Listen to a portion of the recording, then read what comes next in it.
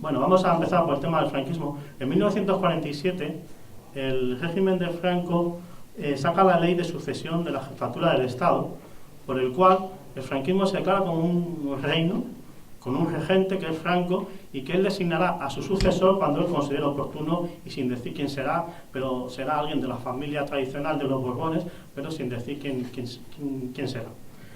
Y un reino católico, porque el franquismo no fue un fascismo como nos venden todos los días, sino que se declara como un reino católico y que era el movimiento nacional contrarrevolucionario que unía a todas las fuerzas políticas, a toda la familia del régimen que se habían puesto a la revolución marxista, anarquista y separatista. O sea, nunca fue un régimen fascista. De hecho, el propio Franco era un general de carrera, un militar, no era un político, un Mussolini, como Hitler, ni nada de esto. En 1948, tras las negociaciones, el encuentro que tienen Juan de Borbón y Juan Carlos I, pues ellos establecen que venga a España a estudiar el príncipe Juan Carlos. Entonces tenía 10 años de edad. Él viene a estudiar, le preparan un colegio aquí en Madrid, más tarde irá a la Academia de Zaragoza, y lo que está haciendo Franco es formando a un posible sucesor. Porque Franco veía a Juan de Borbón como una persona que no era de fiar, era un tarambana, que había querido ingresar las fuerzas de Franco, luego se había puesto del lado de los aliados, luego más tarde sería carlista, sería liberal, sería todo lo que le pudiera ayudar a conseguir el trono de España. Entonces Franco no se fiaba de Juan de Borbón y prefirió, como luego veremos más tarde, elegirá a su hijo. Porque no hubo una restauración monárquica en España, lo que hubo fue una instauración de Franco de quien él quiso con él.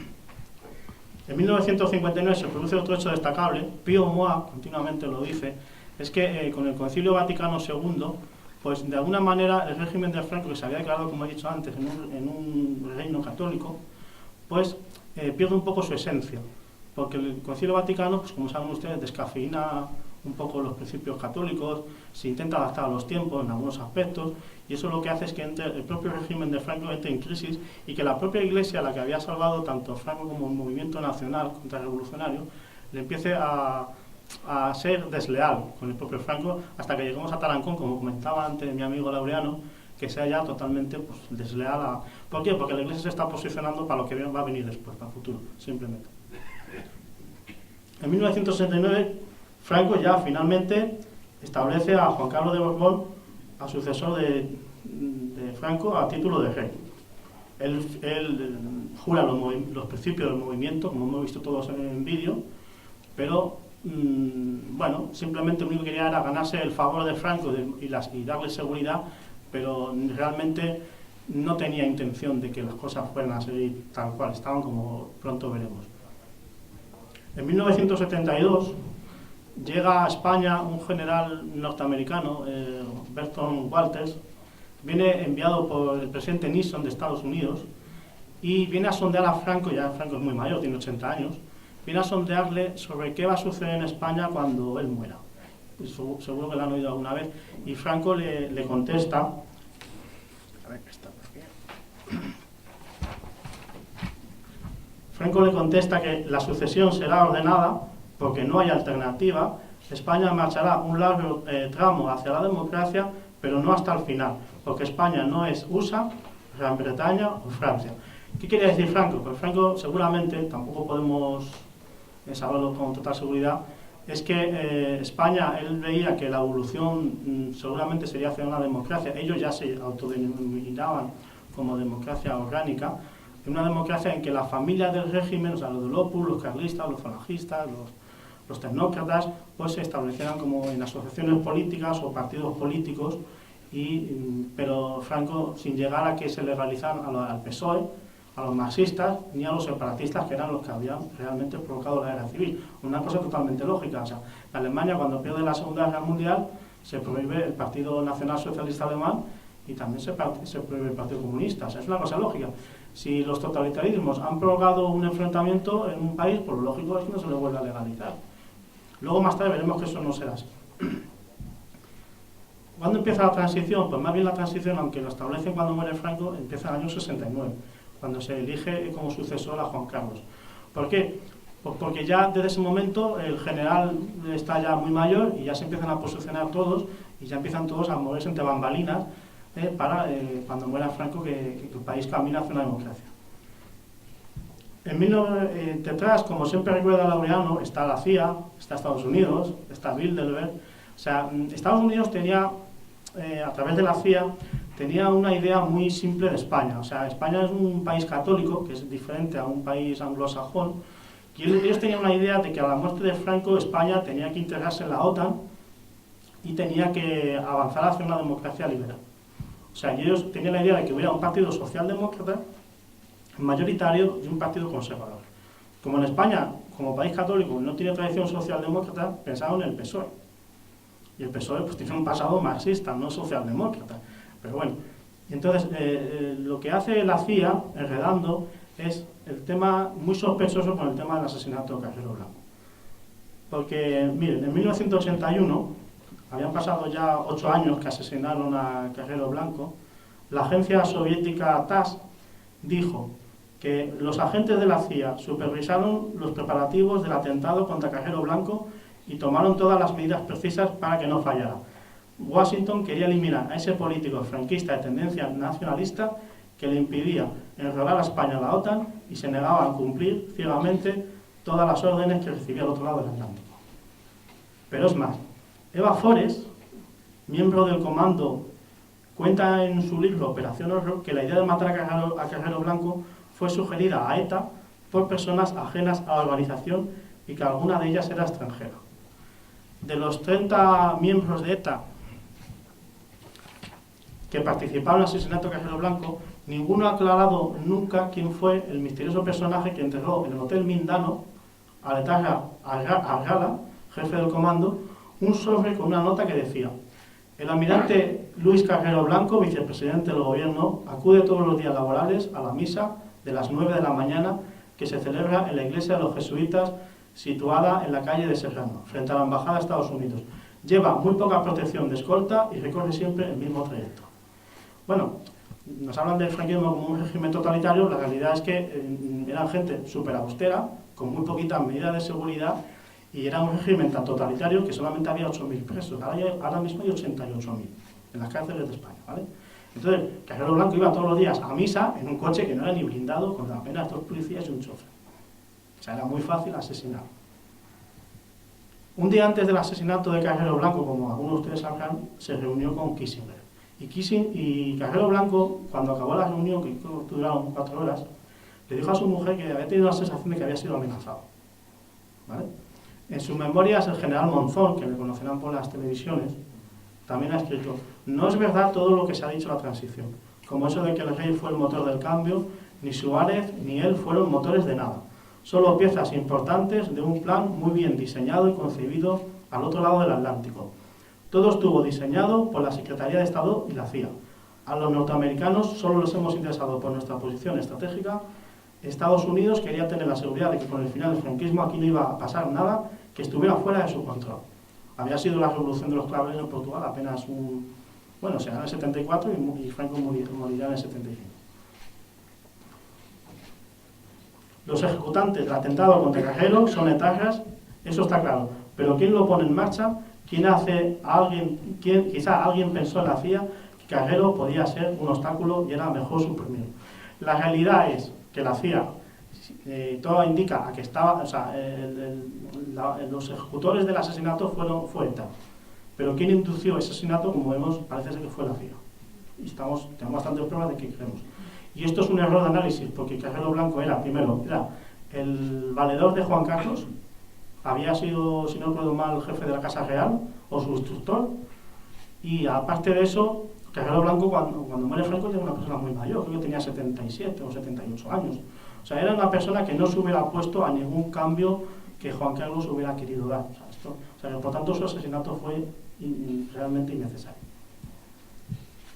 Más tarde, un año después, en Suresnes se produce la refundación del Partido Socialista y nombran a Felipe González como secretario general. Un sevillano estaba aquí y desplazan a los socialistas del exilio. Ya se están situando para lo que viene después. Cuando viene Felipe González de Francia, de Suresnes, la policía lo detiene, pero solamente está 24 horas en la cárcel. porque ya había instrucciones de que no se persiguiera a los socialistas, porque ya se estaban situando para el cambio que se avecina.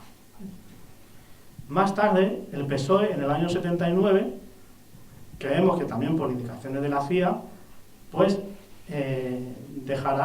renunciará oficialmente a seguir utilizando el marxismo como filosofía de su partido, por lo menos formalmente. Luego su método de análisis, como de la izquierda tradicional española, es el marxismo, aunque no lo digan literalmente, pero vienen de ahí. O sea, no es la lucha de clases, todo el odio de unos contra otros, es lo mismo. O sea, de una manera más exagerada o menos exagerada, pero ellos vienen del marxismo. Eso es muy difícil de olvidar. También con Felipe González y con el PSOE, cuando llegan al gobierno más tarde, en 86, España votará la permanencia a la OTAN. No se saldrá de la OTAN. Yo en mi libro escribí que la democracia que vivimos, con todos sus defectos, el mayor disparate es el tema del Estado autonómico, viene del franquismo, no viene del Frente Popular, que es mejor decir Frente Popular que decir República. La República es otra cosa. Frente Popular, que es el gobierno que usurpa las elecciones del 36, es lo que realmente... Entonces, del Frente Popular lo que viene es la revolución, la guerra civil, el enfrentamiento y la ruptura de la unidad nacional. Eso es lo que viene del Frente Popular. Y esto es muy importante, yo lo escribí en 2016 en mi libro, en 2018, porque tenemos otro Frente Popular en estos momentos en la Unión. La democracia la trajeron los franquistas, fue primero Juan Carlos de Borbón, que como he dicho antes fue nombrado sucesor de Franco a título de rey. Él pone estratégicamente como presidente de las Cortes a uno de sus instructores, que era Torcuato Fernández Miranda, que era vicepresidente del gobierno de Franco cuando matan a Carrero Blanco. Él era catedrático de Derecho. Él es quien diseña todo el entramado de pasar de la ley a la ley en España, Torcuato Fernández Miranda. Y luego él cuela en la terna famosa a Suárez. Suárez era un segundón del franquismo, una persona de escasa cultura, de pocas lecturas, muy ambicioso, y tal vez bien intencionado, otros dirán que no, pero bastante ignorante de los temas históricos de España y bueno, un tío majo, un producto de marketing un poco, ¿no? Y era algo para los nuevos tiempos. También Juan Carlos quería a una persona que no le pudiera quitar protagonismo en el cambio, o sea, una persona que él creía que podía ser dócil, que podía ser fácilmente conducible, etc. Entonces Suárez había sido gobernador civil, había sido falangista, en el último periodo había sido incluso ministro, secretario general del movimiento de Franco, o sea que por tanto los protagonistas del cambio, con todos sus defectos, fueron franquistas. Juan Carlos, cuando llega al reinado, solamente cuenta con el testamento de Franco, porque él no era popular ni siquiera ante los sectores franquistas, que ha dicho que rodeéis al futuro rey de España, don Juan Carlos de Borbón, del mismo afecto y lealtad que a mí me habéis brindado y le prestéis en todo momento el mismo apoyo y colaboración que de vosotros he tenido. Este testamento se vio en televisión, con Arias Navarro llorando, salió en todos los periódicos. Entonces él contaba con la voluntad de Franco, el testamento de Franco y con el ejército español. Esa era su única fuerza que tenía, no tenía más, no tenía ni popularidad, no era la figura heroica de Franco, que había ganado una guerra civil con un pueblo levantado en armas en el 36. Entonces por eso, bien, de aquí viene todo el disparate de la transición y del Estado autonómico y de la casta política que tenemos. Como he dicho antes, legalizan a los partidos que habían provocado la guerra civil, los marxistas y los separatistas. O sea, en Francia, como sabéis, está prohibido el partido separatista, en Portugal incluso. Y aquí están todos legales y subvencionados, estamos subvencionando el golpe de Estado continuo de Cataluña y de las provincias vascas. A mí no me gusta decir País Vasco y no provincias vascas, que es lo que realmente son a lo largo de la historia. La izquierda en la transición no colabora realmente mucho, o sea, lo que quiere cuando muere Franco es la ruptura, no la evolución de la ley a la ley. O sea, querían saltarse todo 40 años de historia del franquismo y directamente ellos pretendían, una cosa es que lo vieran posible, querían directamente la ruptura con el franquismo. Más tarde, en noviembre del 76, se va a producir lo que llaman jocosamente o el harakiri de las Cortes de Franco. Es una cosa jocosa para la izquierda, pero para mí es un ejercicio que me gustaría ver lo que lo hicieran los de Podemos y toda la clase política actual, que votasen su autodisolución para evolucionar a otro régimen supuestamente mejor. Pues las Cortes de Franco lo hicieron, lo votaron y el 81% votó que sí, en noviembre del 76. Luego, una vez que se vota las Cortes de Franco, la ley para la reforma política se lleva a plebiscito en diciembre del 76. Y la izquierda lo que pide no es el voto a favor, pide la abstención. Tampoco pedía el voto en contra porque tenía miedo de que se quedasen ilegalizados, pero pide la abstención, no pide el voto a favor de esta democracia que tenemos en este momento, ¿vale? En el plebiscito que llevan al pueblo español. En la transición todo será negociable, excepto una cosa, la monarquía. Yo en estos momentos defiendo la monarquía de Felipe VI porque veo que es un punto de unión entre los españoles. Racionalmente podríamos decir que es una república, pero es que lo malo de una república a lo mejor no pone a Felipe González, el presidente. Entonces yo defiendo la monarquía como estamos ahora mismo. Entonces, pero la transición, cuando se vote lo del tema de la reforma política en plebiscito, el tema de la monarquía vendrá incluido en el pacto democrático. Nadie, no se puede cuestionar, el único que no se puede cuestionar. O sea, aquí, ¿qué es lo que quieren los separatistas? Que hay una autonomía, la izquierda quiere cargos políticos y coches oficiales, aquí hay para todos, a cuenta del contribuyente. Pero lo que no se puede es dudar por ningún momento es el tema de la monarquía. Y la monarquía era incluida en el plebiscito del diciembre del 76. Con el que nacerá pues el famoso café para todos, que es que, bueno, de hecho los entes preautonómicos ya existían en el 77, un año antes de la Constitución, que son en las provincias vascas, en Cataluña, ya existían los entes preautonómicos. La transición es responsable del nacimiento de esta pseudodemocracia partitocrática instalada en el presupuesto que sale muy cara. La dictadura de Franco era una dictadura barata, en la que no existía ni el IVA, ni el IRPF, impuestos mínimos y pleno empleo, porque yo soy de los que establece una relación contra los impuestos sean más altos, menos trabajo y menos creación de empleo. Entonces, con el disparate de la clase política española de estos últimos 40 años, se ha disparado el gasto de tal manera que también se ha ido destruyendo todo el tema de la industria y del trabajo, etcétera. La transición también es responsable de una ley electoral que beneficia a los nacionalistas que tienen concentrado el voto en pocas circunscripciones. Esto lo hemos visto continuamente. Cada vez que hay un gobierno en minoría en Madrid, sea el PSOE o del PP, cuando necesita votos, recurren a los nacionalistas y ellos han aprovechado estos 40 años para ir acumulando competencias y acumulando presupuesto. Están construyendo sus nacioncitas que no tienen ninguna base histórica. Cataluña jamás ha existido como reino, ni como principado, ni como nada.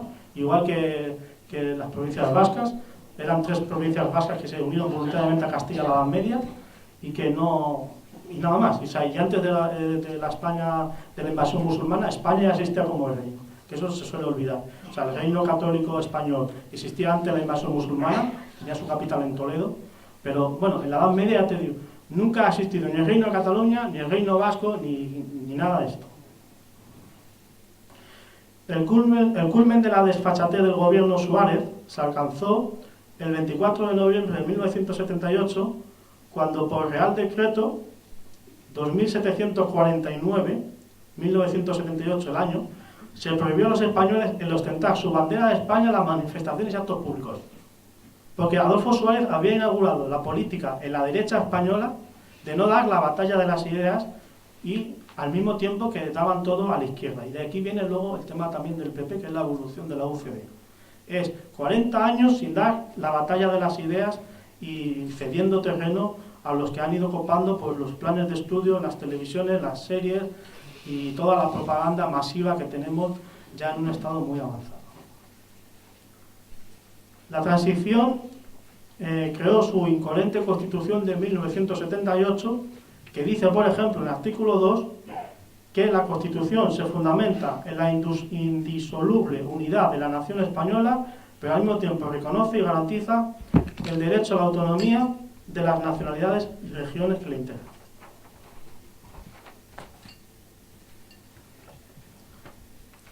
Y por último, quiero comentar también que normalmente cuando vienen periodistas, da igual, porque son todos igual de analfabetos, suelen decir que ha habido ostentación de banderas preconstitucionales. Aquí tenemos una supuesta bandera preconstitucional con el águila de San Juan, tiene una corola, su cabeza es el águila de San Juan Evangelista, muy enraizado en la tradición española, la Edad Media, es el símbolo de los reyes católicos, es el águila de la primera Constitución española de 1812 de Cádiz, y es también la bandera del régimen de Franco desde el año 38. Cuando se hace la Constitución de 1978, primero la ley no establece ningún escudo, pero lo cierto es que el escudo que se usa hasta 3 años después de la Constitución, hasta octubre de 1981, es el del águila de San Juan. Por tanto, es súper constitucional. De hecho, si alguien se acerca a la tribuna con sus diputados, la puede ver en su Constitución, en la primera página. O sea, es una bandera. Pero este es el nivel que tienen los periodistas en España, en general, sobre temas históricos españoles. La situación con el gobierno de Suárez va empeorando. Hay, como he dicho antes, cientos de víctimas por parte del terrorismo. También ya se siente de que el tema del Estado autonómico se ha desmadrado, motivo por el cual Torcuato Fernández Miranda cogerá la maleta y se irá a Londres, porque ve que Adolfo Suárez está haciendo ya disparates y locuras. Y también con el gobierno de Suárez empieza a profundizarse la crisis en España económica. De hecho, pasan de un 3% de paro que había cuando muere Franco, eso es pleno empleo, se considera pleno empleo, a un 15% de paro en 1981. Empieza el disparate del gasto estatal, empieza la deuda, empieza el desmadre de la situación. Hasta tal punto, el gobierno de Suárez ya queda tan desprestigiado que el propio rey Juan Carlos dará su visto bueno para que los servicios secretos españoles organicen un golpe de gobierno, no un golpe de Estado. Este golpe de gobierno lo va a organizar, bueno, la propaganda nos dice que eran todos unos fascistas conservadores que querían volver al tiempo de Franco. Esa es la propaganda, la verdad es la siguiente. Y quien organiza este golpe de gobierno es el general Armada, que era marqués y era jefe de la Casa Real, y era monárquico de no sé cuántas generaciones de su familia. El segundo es Milán Desbos, que es otro monárquico tremendo. Entonces ellos tienen la idea de dar un golpe de gobierno, porque Suárez ya quieren derribar a Suárez, y más tarde Suárez va a dimitir y van a elegir a Calvo Sotelo como presidente, pero ya da igual, ya el golpe de gobierno ya está organizado y no creen que el Calvo Sotelo vaya a ser la solución al país, por el tema de que el ejército, para empezar, estaba demasiado nervioso por la cantidad de muertes que tenía en sus filas y la Guardia Civil, y también por la crisis económica, y también porque consideraban, como decía, que el Estado autonómico había ido demasiado lejos. Entonces, este golpe de gobierno, ellos cuentan, el teniente coronel Tejero, que él no se entera de qué va el asunto, él se piensa a través de Milán del Bosch, que esto simplemente, pues eso, da un golpe de Estado para poner como gobierno una junta militar. Pero en cambio, entonces, bueno, se produce el 23F, entra la Guardia Civil en las Cortes, lo hemos visto en televisión muchas veces, y le anuncia el teniente coronel Tejero de que a los políticos que están allí sentados y asustados y caídos por el suelo, pues les anuncia de que tienen que esperar a que venga la autoridad militar pertinente. ¿Quién es la autoridad militar pertinente? Pues es el general Armada. Cuando el general Armada entra al Congreso, entonces cuando le dice al teniente coronel Tejero, que él no se había enterado de que iba aquello, que él viene a como solución. Él venía como el gran solucionador del golpe de Estado de Tejero, cuando era él el que lo había organizado. Entonces él viene y se presenta con unas hojitas diciendo que quiere hablar ante los políticos que están allí, ante los diputados, para crear un gobierno de concentración. Ese gobierno de concentración estaría dirigido por él, por el general Armada, Alfonso Armada, y el segundo sería, no se lo pierdan, Felipe González, socialista, y luego habría comunistas como Ramón Tamames, que es primo de mi abuela. Todas las familias tenemos que tener alguna abeja negra, aunque hoy en día Ramón Tamames parece, no sé, Adenauer, comparado con la clase política que tenemos, ¿sabes? Y entonces él anuncia eso, de que va, y claro, cuando Tejero se entera, dice, perdone, pero yo antes prefiero morir que darle este paso para que cree un gobierno con socialistas y comunistas. Lo que queremos es una junta militar. Entonces Tejero se niega a que Alfonso Armada siga. Entonces, es entonces cuando Armada le dice al rey Juan Carlos de que ha fracasado en su intento de reconducir la situación. Entonces es cuando Juan Carlos de madrugada sale en televisión como el gran salvador de la patria, vestido de militar, diciendo que no va a tolerar golpes a la democracia y demás. Esta es la propaganda constante del régimen del 78, que en todo es mentira. Todo es mentira actualmente. No hay nada que se salve prácticamente. Y entonces eso, se produce eso. Entonces Juan Carlos, y esto ha quedado también, lo del 23F, pues eso, pues como un golpe fascista, militar, conservador, que después, estamos en 23 de febrero del 81, que después va a ayudar al PSOE a que gane las elecciones por mayoría absolutísima de 100 diputados. La mala imagen que habían dado, bueno, el fantasma de que venía otra vez el franquismo, los conservadores, los cascas, los militares, y era un golpe organizado militar desde servicios secretos, desde una parte de los generales monárquicos, o sea, etcétera. Y con esto yo creo que más o menos he resumido la transición. Si preguntadme por favor lo que queráis o lo que queráis comentar, decirlo ahora mismo y lo hablamos. Muchas gracias.